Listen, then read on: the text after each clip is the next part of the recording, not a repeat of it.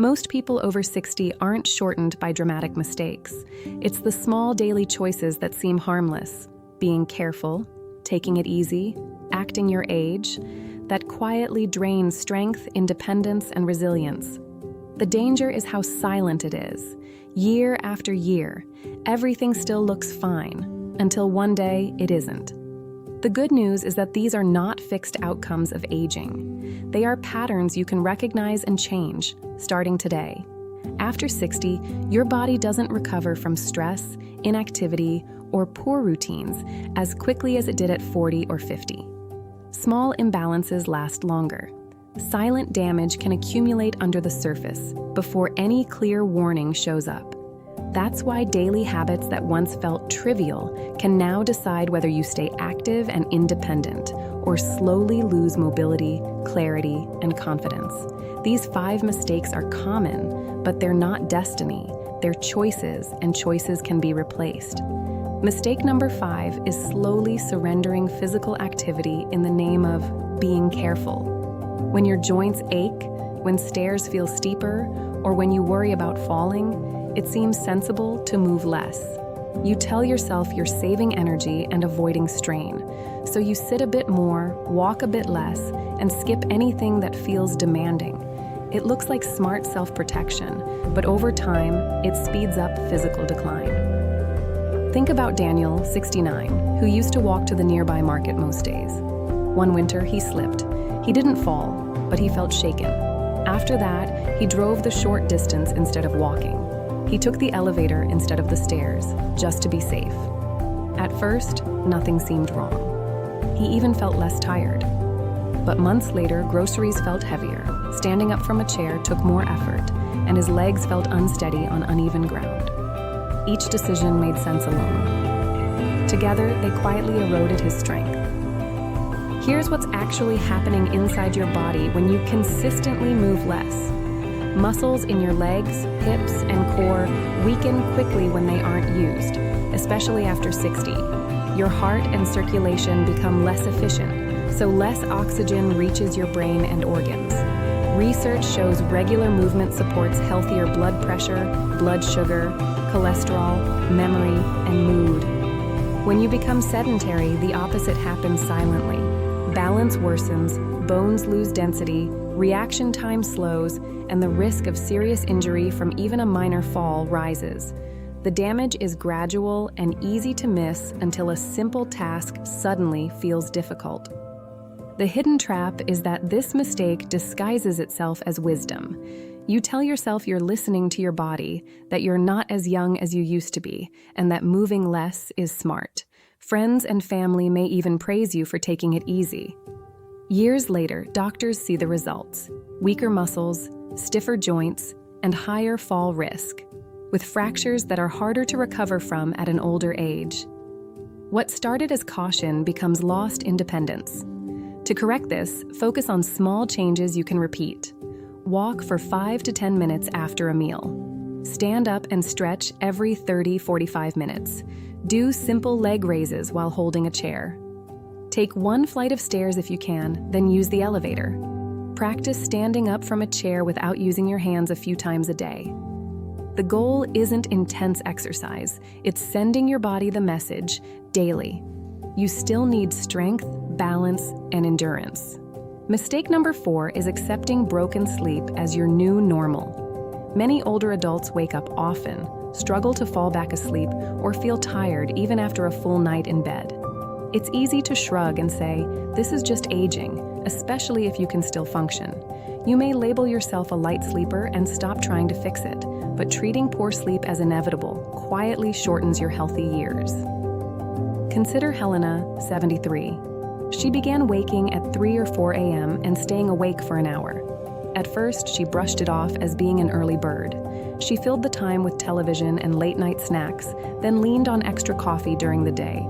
Over months, her mood dipped, her memory felt less sharp, and her patience wore thin. She blamed aging, not realizing her sleep was shaping her health. Here's what's actually happening inside your body when sleep is shallow or fragmented. Deep sleep is when your brain clears waste, your immune system repairs damage, and key hormones are regulated. When restorative sleep is missing, blood pressure tends to rise, the heart works under more strain, and your brain has less time to reset. Research shows chronic poor sleep is linked to weaker immunity, mood problems, cognitive decline, and higher risk of major health issues. After 60, your body is less forgiving. Sleep loss leaves a deeper mark. The trap is assuming nothing can be done. You might tell yourself you're retired so it doesn't matter, or that you've always slept poorly. Doctors often see the long-term outcome: stubborn high blood pressure, irregular heart rhythms, worsening memory, and heavier reliance on medications. By then, the pattern is harder to reverse. You can improve sleep with practical steps. Keep a consistent sleep and wake time, even on weekends.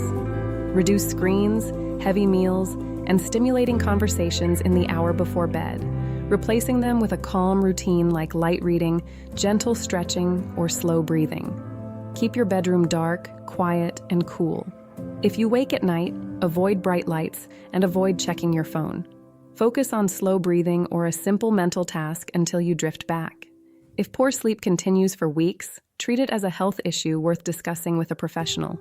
Mistake number 3 is living with constant low-level stress and calling it being responsible. Many older adults carry a steady mental load: health worries, money worries, family worries, future worries. There may be no crisis, just a background tension that never fully shuts off. It can feel justified because you believe you're staying prepared. But that constant pressure quietly wears down your body and mind. Imagine Victor, 70. He doesn't panic or shout, he just worries. He checks finances repeatedly, reads alarming news late at night, and mentally rehearses what-if scenarios about his health. He tells himself he's being careful. Over time, he notices headaches, muscle tension, stomach discomfort, and a harder time enjoying life. He assumes this is aging, not recognizing the cost of chronic stress. Here's what's actually happening inside your body when stress never turns off. Your brain triggers stress hormones that raise heart rate and blood pressure and keep your system on alert. In short bursts, this helps you handle challenges. But when it becomes constant, it strains blood vessels, disturbs sleep, weakens immunity, increases inflammation, and makes memory and emotional balance harder. Research shows chronic stress is linked to faster biological aging, anxiety, depression, and cognitive decline. After 60, the effects accumulate more quickly. The trap is that this stress feels like good concern. You think if you stop worrying, you'll be careless or unprepared. People may even compliment you for being on top of everything. Years later, healthcare providers see the results: high blood pressure that won't settle, persistent sleep problems, digestive issues, and exhaustion that rest doesn't fix. To change this, you don't need to erase stress. You need regular breaks from it. Limit how often you consume stressful information like news or constant messages. Set one specific time of day to deal with finances or paperwork and keep it contained. Use simple nervous system calming tools: slow breathing for a few minutes, a quiet walk without your phone, calming music, or writing worries down and closing the notebook. And talk to someone you trust rather than carrying everything alone. Small daily breaks reduce the burden your body carries. Mistake number 2 is ignoring small health changes and waiting until they become big problems. Energy drops a little, balance feels slightly off, memory seems less sharp, mood feels heavier, appetite changes. Because these shifts are gradual, you tell yourself it's nothing serious and delay mentioning it to your doctor. That delay can turn manageable issues into major events. Think of Maria, 68, who became slightly short of breath on hills she used to handle easily. She noticed mild ankle swelling some evenings. She assumed she was out of shape and would improve on her own. Months passed.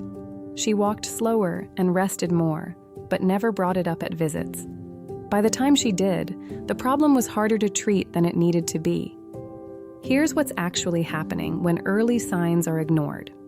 Small changes in blood pressure, blood sugar, heart function, balance, or mood often show up first as subtle symptoms: fatigue, dizziness, swelling, forgetfulness, sleep shifts. Research shows catching patterns early often allows simple interventions, small lifestyle changes, targeted exercises, or medication adjustments that can prevent serious outcomes like strokes, heart events, or disabling falls.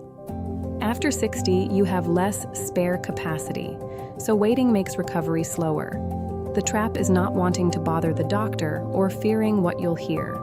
You might also compare yourself to others and conclude, "This is normal now," even when your instincts say something is off. Doctors often see people when problems have become urgent, and then treatment is more complex. Protect yourself by treating your own observations as useful data. Write down persistent changes in energy, sleep, appetite, balance, pain, or mood. Bring the list to appointments and mention it, even if it feels minor. Ask direct questions. Should I be concerned? Could this be an early sign of something bigger? Early conversations and small tests can prevent large problems later. Mistake number 1 is letting your social world shrink and calling it being independent. You decline invitations because you're tired. You avoid calls because you don't want to burden others. You stop group activities because they seem like too much effort. Each choice feels reasonable. You tell yourself you're self-sufficient. Meanwhile, your emotional and physical health pays a price that's easy to underestimate. Picture Leonard, 74. He used to meet friends twice a week for coffee. One friend moved away, another got sick, and the routine faded. Leonard stopped reaching out because he didn't want to seem needy. He told himself television and puzzles were enough. Months later, evenings felt longer. Motivation dropped, and each day looked the same. He didn't call it a health issue. He called it his lifestyle. Here's what's actually happening when meaningful connection fades. Real social contact helps regulate stress hormones, supports healthier blood pressure, and stimulates brain systems involved in memory and emotional balance. Research shows chronic loneliness increases the risk of depression, anxiety, heart disease, cognitive decline, and earlier death. After 60, isolation doesn't just feel painful, it can accelerate decline. The trap is thinking withdrawal is rational. You tell yourself people are busy, relationships are complicated, and you don't want to be a burden. You may believe that entertainment or the internet is enough, but doctors and therapists often see how isolation feeds depression, poor self-care, and faster loss of function. By the time it's recognized, the person feels too discouraged to reach out. Reverse it with small, deliberate steps. Call one person you trust, even for 5 minutes, just to check in. Accept one invitation you'd normally decline, even if you stay briefly. Find low-effort connection, a walking group, community class, hobby circle, or regular coffee meetup. If leaving home is hard, schedule phone or video calls. The key is not the number of contacts, it's consistent two-way connection. These 5 mistakes, moving less for safety, accepting poor sleep, living in constant stress, dismissing early symptoms, and letting connection fade, are common because they feel normal. They slip into your days quietly, but over years, they shorten the number of healthy, independent, satisfying years you have. You don't need to change everything at once. Add a few minutes of movement, protect your sleep, give your body breaks from stress. Speak clearly with your doctor about early changes. Reach out to one person. Repeated daily, these small steps send a powerful message. Your future still matters, and you are actively protecting it. Choose one mistake that feels closest to your own life. Pick one small action you'll take today. 10 minutes of walking, a consistent bedtime, a breathing break, a note for your next appointment, or a phone call. Repeat it tomorrow and the next day until it becomes your new pattern. You are not powerless in the face of aging. When you change quiet habits, you protect your independence, your clarity, and your joy.